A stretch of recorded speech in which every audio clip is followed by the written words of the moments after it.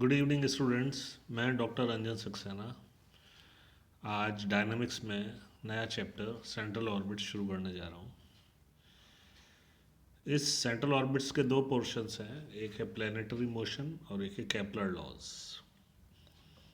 आज हम planetary motion यानी ग्रहों की जो गति है उसके बारे में पढ़ेंगे। तो सेंट्रल ऑर्बिट्स यानी संकेंद्र कक्षा। सबसे पहले हम देखते हैं कि संकेंद्र बल क्या होता है, यानी सेंट्रल फोर्स क्या होता है। तो ये एक आकर्षी बल होता है। तो जब कोई कण एक ऐसे बल के अंतर्गत गमन करे जिसकी दिशा सदैव एक नियत बिंदु की ओर रहती है, तो ये बल केंद्रीय बल कहलाता है और नियत बिंदु बल केंद्र कहलाती है। यानी जो कण है वो इस तरह से गति कर रहा है कि उसकी दिशा हमेशा एक फिक्स पॉइंट जहाँ पर आकर्षण होगा, आकर्षी बल होगा, उसकी तरफ रहती है और वो कण गतिमान रहता है। तो हम ऐसे बल को केंद्रीय बल कहते हैं, क्योंकि बल केंद्र की ओर अपनी ओर खींच रहा है उसको, कण को, और उस नियत बिंदु को बल केंद्र यानी सेंटर ऑफ फोर्स कहते हैं। अब संकेंद्र कक्षा क्या होती है कि जब कोई कण किसी केंद्रीय बल के अधीन गमन कर रहा हो, उस समय कण की जो गतिपथ होगी यानी जो उसका लोकस होगा वो कहलाएगा सेंट्रल ऑर्बिट यानी संकेंद्र कक्षा। जैसे एग्जाम्पल के रूप में हम देखते हैं कि सूर्य अगर बल केंद्र हो तो पृथ्वी उसके चारों ओर गति करती है एक आकर्षी बल के अधीन, और उस गतिपथ जो सेंट्रल ऑर्बिट है वो किस शेप का होता है? वो होता है एलिप्टिक यानी दीर्घवृत्ताकार होता है। तो इसी आगे जाकर हम यही केपलर लॉज वगैरह में यही सब पढ़ने वाले हैं, इसलिए मैंने आपको एग्जाम्पल के तौर पे सूरज और पृथ्वी इनका एग्जाम्पल बताया है, क्योंकि ये भी केंद्रीय बल के अधीन संकेंद्र कक्षा में पृथ्वी घूमती है यदि बल केंद्र सूरज हो तो सबसे पहले हम संकेंद्र कक्षा की फंडामेंटल इक्वेशन बनाने की कोशिश करते हैं। तो यहाँ हम दो तरह से सेंट्रल ऑर्बिट की इक्वेशन बनाएंगे। एक तो रेडियल पोलर फॉर्म यानी अरीय ध्रुवीय रूप। अरीय ध्रुवीय रूप का मतलब है 1/r और थीटा में। 1/r को या u बोलेंगे हम, तो u और थीटा में हो जाएगी ये इक्वेशन। और दूसरा पैडल फॉर्म। पैडल फॉर्म आपने पदिक रूप पढ़ा हुआ है फर्स्ट ईयर में। ये p और r में संबंध होता है और इसको हम पैडल फॉर्म कहते हैं किसी भी कर्व की। तो इन दो रूप में हम आज equation of motion of A particle which is moving under a central force उसकी गति समीकरण बनाते हैं। तो पहले मैं ले रहा हूँ रेडियल पोलर फॉर्म यानी यू और थीटा वाली। तो आपके सामने जो चित्र है उसमें देखिए,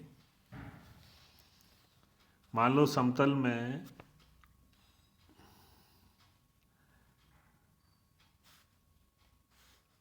स्थिर बिंदु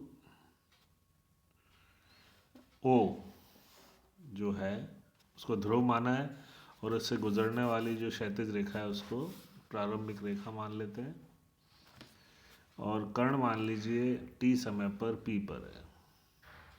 ठीक है,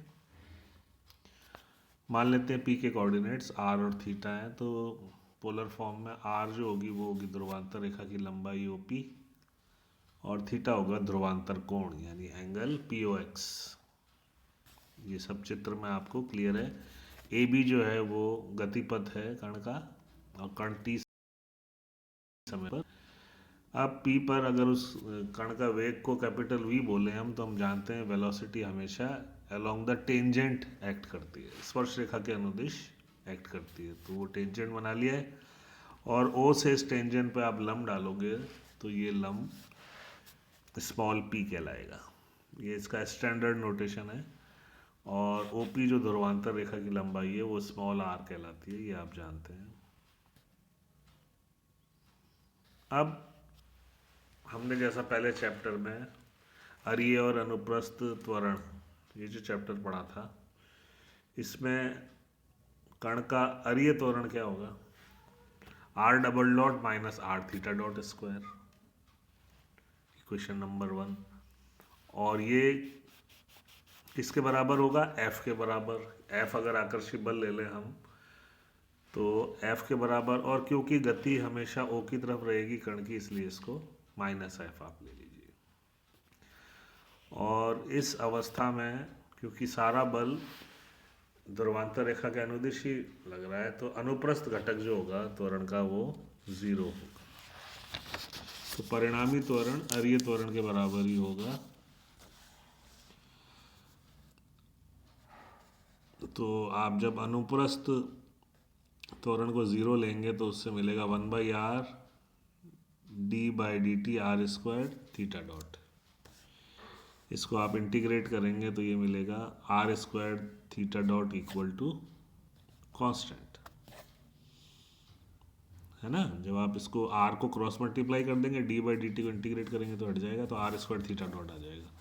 तो ये जो अचर है इसको हम h के बराबर ले लेते हैं। तो इससे D theta by D T की वैल्यू आ रही है एच अपॉन आर स्क्वायर। और जैसे मैंने शुरू में बताया था 1/r को यहाँ u लेते हैं, इसीलिए इस रूप को हम कहते हैं अरीय ध्रुवीय रूप। तो ये हो गया u। तो इक्वेशन हो गई आपकी theta dot equal to H U square. अब पुनः हम थोड़ा मैनिपुलेशन कर रहे हैं। D are by D T can be written as D are by D theta by D T. तो D theta by D T की जगह हम एच यू स्क्वायर लिख सकते हैं। और हम ये D R by D T को और D R by D theta को भी कन्वर्ट करते हैं यू में, है ना। इससे कर सकते हैं u इक्वल टू 1/r। तो इससे आप D U by D T निकाल सकते हो -1/r square D are by D T, और D U by D theta निकाल सकते हो -1/r square D U by D theta. तो ये सारी वैल्यूज़ आप यहाँ रख के जब आप सिंप्लीफाई करेंगे तो आपको इक्वेशन मिलेगी u plus d two u by D theta square is equal to f upon h square u square. F यहाँ पर आकर्षी बल है, थीटा आप जानते हैं ध्रुवांतर कोण होता है, और u है 1/r, और h है कांस्टेंट जिसकी वैल्यू है आर स्क्वायर थीटा डॉट। तो ये पोलर फॉर्म बन गई संकेंद्र कक्षा यानी सेंट्रल ऑर्बिट की। तो इसका मतलब ये है कि जब कोई आकर्षी बल F आपको दिया हुआ हो, तो यानी कण किसी आकर्षी बल F के अधीन जब गतिमान हो, तो आप कण का गतिपथ इस इक्वेशन से निकाल सकते हैं। और यदि कण का गतिपथ आपको मालूम है तो आप इससे F निकाल सकते हैं, यानी आकर्षी बल का मान निकाल सकते हैं। तो यही इक्वेशन आपको दोनों अवस्थाओं में काम में आ जाएगी। इसके बाद इसका पेडल फॉर्म बनाइए। अब हम जानते हैं रिलेशन P और R में क्या होता है, 1/p square equal to 1/r square 1/r4 d are by D theta whole square. ये हमने फर्स्ट ईयर में पढ़ा है पेडल फॉर्म में। R को U में कन्वर्ट कर लीजिए और थोड़ा रीअरेंज करके इसको आप जब सिंप्लीफाई करेंगे तो यहाँ F की वैल्यू आ जाएगी H square upon P cube D P by D R. ये हो गई कक्षा की समीकरण पेडल फॉर्म में, पेडल यानी P और R में। अब यहाँ भी जब आपको F मालूम हो तो आप कक्षा की समीकरण निकाल सकते हैं, और कक्षा की समीकरण मालूम हो तो आप F निकाल सकते हैं। तो ये वाली डिफरेंशियल इक्वेशन भी आपके मल्टीपर्पज, इसमें आप दोनों चीज़ें प्राप्त कर सकते हैं। इसके बाद है संकेंद्र कक्षा में किसी बिंदु पर कण का रैखिक वेग अगर आपको चाहिए, लीनियर वेलोसिटी चाहिए, तो आप इन्हीं रिलेशन से निकाल सकते हैं। कैसे? हम जानते हैं v वेलोसिटी जो होती है उसके दो घटक होते हैं, अरीय वेग और अनुप्रस्थ वेग। तो v स्क्वायर हो गया आर स्क्वायर, जैसा आपकी स्क्रीन पे पेन से लिखा है मैंने, उसको आप देखिए गौर से। तो आर डॉट होता है अरीय वेग और आर थीटा डॉट होता है अनुप्रस्थ वेग। तो वेलोसिटी परिणामी वेलोसिटी यानी रैखिक वेलोसिटी होगी r dot square plus r theta dot square. अब यहाँ पर आप राइट हैंड साइड को आर को यू में कन्वर्ट करेंगे तो ये आपका आ जाता है v square is equal to H square upon p square. Pedal form में आ गया। और अगर आप इसको पोलर फॉर्म में चाहते हैं तो ये आपका आ जाएगा एच स्क्वायर यू स्क्वायर पर डी थीटा रख देना और यहाँ पर वैल्यूज रख दीजिए तो आपको वेलोसिटी मिल जाएगी, है ना। ये आ रही है ना V square is equal to H square bracket में U square plus D U by D theta का होल स्क्वायर। तो ये जैसा जो आर्टिकल है ये आपको देगा वेलोसिटी एट एनी पॉइंट। अगर आप पेडल फॉर्म में हैं तो पेडल वाला सूत्र यूज़ करिएगा और पोलर फॉर्म में है तो यू और थीटा वाला यूज़ करिएगा। इसके बाद अगली डेफिनेशन आती है ध्रुवांतर रेखा द्वारा अनुरेखित त्रिज्या क्षेत्रफल, यानी रेडियस वेक्टर जो सेक्टोरल एरिया बनाता है किसी समय में वो कैसे निकाला जाए। तो ये सिंपल है, आप इस चित्र को देखिए और टी समय पर देखिए कण है पी पर और डेल्टा टी समय के बाद वो पहुंच जाता है क्यू पर। तो डेल्टा टी समय में उसने अलोंग द कर्व जो है P Q along the curve distance किया है ट्रेवल, तो उसका त्रिज्या खंडीय क्षेत्रफल क्या होगा, ये ट्राइंगल पी ओ क्यू, अगर पी और क्यू का बिल्कुल नज़दीक लेते हैं तो ये लगभग स्ट्रेट लाइन मानी जा सकती है। तो ये पी ओ क्यू जो एरिया है ये पी ओ क्यू एरिया हो गया sectoral area travelled by the particle in delta T time. अब जैसा मैंने कहा अगर इसको हम स्ट्रेट लाइन ले लें तो ट्राइंगल बन जाएगा, तो इसका एरिया आ जाएगा half O P into P Q, और half O P into P Q को आप लिख सकते हैं O Q sine angle Q O P. और उसके बाद आप इसको सिंप्लीफाई करते हैं, डेल्टा थीटा बहुत छोटा है इसलिए आप साइन डेल्टा थीटा की जगह डेल्टा थीटा लिख सकते हैं। तो ये जो सेक्टोरल एरिया है ये आ रहा है 1/2 r into r plus delta r delta theta. अब आपको चाहिए निर्माण की दर, त्रिज्या खंड निर्माण की दर के लिए आपको इसको डिवाइड करके डेल्टा टी से लिमिट निकालनी पड़ेगी। तो वो आ जाएगा rate of description of sectoral area, या पी पर क्षेत्रीय वेग भी कह सकते हो आप इसको। तो ये हो जाएगा एरिया पी ओ क्यू, इसको डेल्टा टी से भाग देना और लिमिट ले लेना। इसकी लिमिट लेने पर आपको ये सेक्टोरल एरिया कांस्टेंट मिलेगा। ये आ रहा है आपका h/2। तो h हो गया 2 इंटू अरीय वेग या 2 इंटू त्रिज्या खंडीय क्षेत्रफल की दर, जैसे भी आप चाहें इसको बोल सकते हैं। तो ये एक इम्पॉर्टेंट आर्टिकल है कि त्रिज्या खंडीय क्षेत्रफल की दर जो होती है वो हमेशा कांस्टेंट होती है और h/2 होती है। h अपन शुरू से यूज़ कर रहे हैं, h अपन ने कितना लिया था r² थीटा डॉट, याद रखिएगा ये। इसके बाद है प्रिंसिपल ऑफ एरियल कंजर्वेशन। नहीं, इस इक्वेशन को ही कहते हैं प्रिंसिपल ऑफ एरियल कंजर्वेशन। ये सेक्टोरल एरिया की जो रेट है डिस्क्रिप्शन की ये कांस्टेंट रहती है, this is known as principle of areal conservation. इसके बाद आकर्षी बल नियम और संकेंद्र कक्षा, ये जैसा मैंने आपको बताया आर्टिकल के दौरान ही कि ये जो डिफरेंशियल इक्वेशन बनती है सेंट्रल ऑर्बिट की ये मल्टीपर्पज़ होती है। जैसे आपको f दे दिया तो आप इस इक्वेशन को इंटीग्रेट करके u और थीटा में मान निकाल लेंगे, फिर u की जगह 1/r रखेंगे तो आपको r और थीटा में पोलर फॉर्म मिल जाएगी संकेंद्र कक्षा की।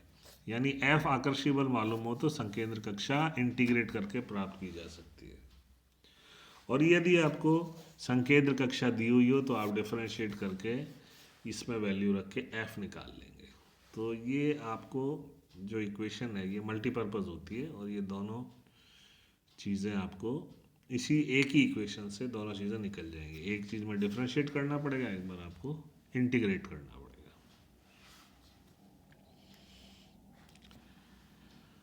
पदिक रूप में जो इक्वेशन है वो है P या F, कैपिटल F लो या P लिखो, एक कैपिटल P और कैपिटल F एक ही बात है, आकर्षी बल को ये दर्शाते हैं। तो h² upon P cube dp/dr ये differential equation of central orbit है इन पेडल फॉर्म।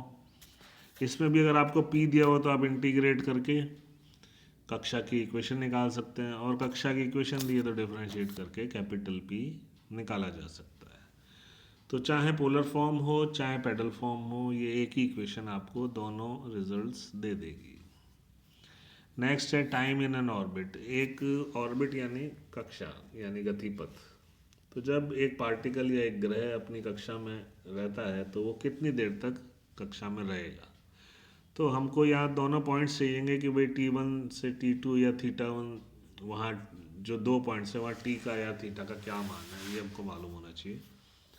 तो हमने देखा r² थीटा डॉट एच होता है, तो इनमें अचर पृथक करो तो dt हो जाएगा 1/h r² d थीटा। अब आप इसको दोनों तरफ इंटीग्रेट कर दीजिएगा तो t आपको मिल जाएगा, और जो लिमिट्स थीटा की होंगी वो आपको पता होंगी कि भाई वो कहाँ से कहाँ तक चाहता है समय। जैसे P से Q तक अगर वो चाहता है समय, तो P पर थीटा का मान, Q पर थीटा का मान, वेक्टोरल एंगल आपको चाहिएगा, तो वो लिमिट हो जाएगी इंटीग्रेशन की। और जब आप इंटीग्रेट करेंगे तो आपको टाइम मिल जाएगा दो बिंदुओं के बीच में। तो ये कुछ आर्टिकल्स थे जो कि सेंट्रल ऑर्बिट के बेसिक आर्टिकल्स हैं। और ये चैप्टर वैसा ही है जैसा आपने वो वक्र रेखीय गति, रेक्टिलिनियर मोशन और वो हुक्स लॉ वगैरह पढ़े, उन्हीं तरह से है। आकर्षी बल है, यहाँ भी आपको इंटीग्रेट करके इनिशियल कंडीशन से कांस्टेंट्स वगैरह निकाल के उसी तरह से सॉल्व करना है जैसे आपने पिछले चैप्टर्स में किए हैं। तो आज आप यहाँ तक इन आर्टिकल्स को तैयार करिए। अगली बार हम वो आर्टिकल्स लेंगे जिसमें आपको बल दिया हो तो कक्षा निकाली जाएगी और कक्षा दी हो तो बल निकाला जाएगा। ये दोनों चीज़ें कैसे निकाली जाती हैं ये आपको नेक्स्ट लेक्चर में सिखाएंगे। Thank you.